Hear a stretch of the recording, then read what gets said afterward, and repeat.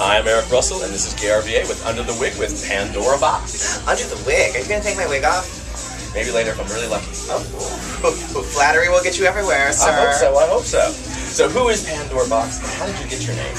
Pandora Boxx is a wretched, evil person who unleashed all the evils onto man's world, onto the world, only leaving man's hope inside.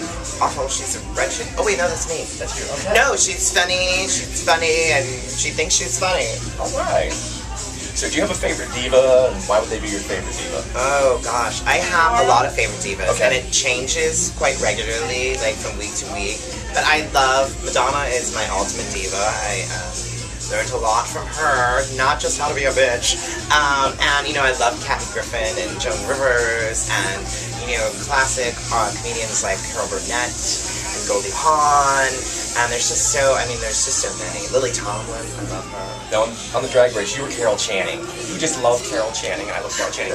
What is it about Carol Channing that you love the most? I love Carol Channing because she was not afraid to be herself, and there's no one that's been like her since.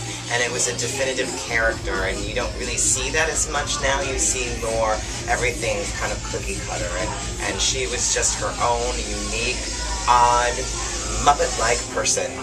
All right. So besides being on RuPaul's Drag Race, is there one other moment or some other event in your life that was really like, wow, this is it, or very important to you? You know, there's been a lot here and there. I mean, there's always like defining moments in your life that really like change things for you. And I think I was on a VH1 documentary called Boys Will Be Girls, and that was kind of the time that I kind of was like, oh my god, I'm actually good. I mean, they chose me for this documentary. It's supposed to play all this time on VH1, and it played twice, and then it stopped playing it. So you're like, oh well, maybe something else will come along. There you go. Now, I love your car dress when you were for the reunion show. My mother went, that girl's got top style and taste, and she's wearing cars. Your drag and the stuff on the show has been always very over the top. Where did you find inspiration for your car outfit and your other great outfits that Santino didn't like, but that's okay.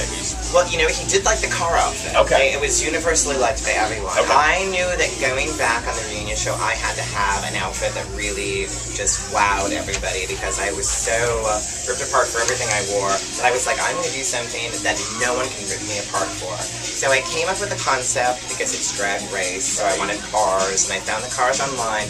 And then I was shooting Drag U while before the reunion show. So I found a designer in LA called Marco is his name, and he's in West Hollywood. And I asked him if he could do this vision I had for this dress, and so he took my vision and made it even better, and made an amazing outfit that everybody loved. It was absolutely wonderful, absolutely wonderful.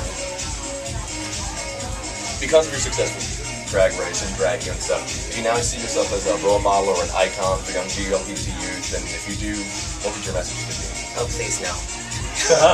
Once you're a role model, you can't do anything. You can't drink, you can't do anything, you can't have fun, you can't pass out in the pool of your own vomit. No, you can't. Or you become Lindsay Lohan. Well, there you go.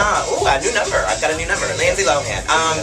You know, I really didn't realize it until I started getting letters, and not letters, I just dated myself. I mean, emails and Facebook messages and twats and twitties and all that about how much, like, me coming out and saying some of the things I did really affected people, and that they've gone through the same thing. And so it was really powerful to see a show like Drag Race, which isn't really like a serious drama show. You know, it's fun, it's campy, it's great, but you realize that it can actually change lives too.